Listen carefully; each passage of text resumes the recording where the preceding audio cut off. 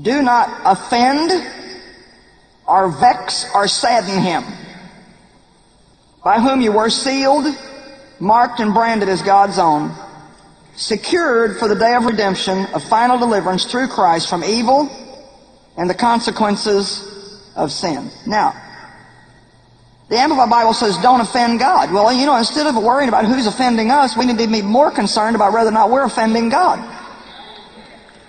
Can I tell you something?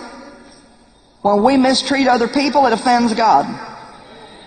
Just the same as it would offend you if somebody mistreated one of your kids.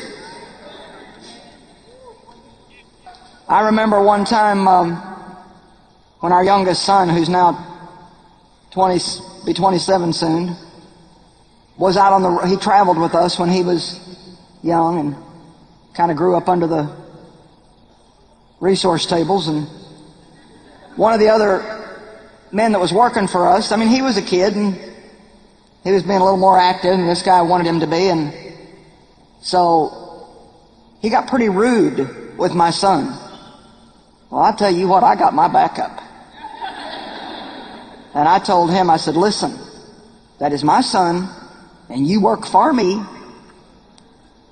And if he's misbehaving and you want to come to me with the right attitude and talk to me about it, I'll take care of it.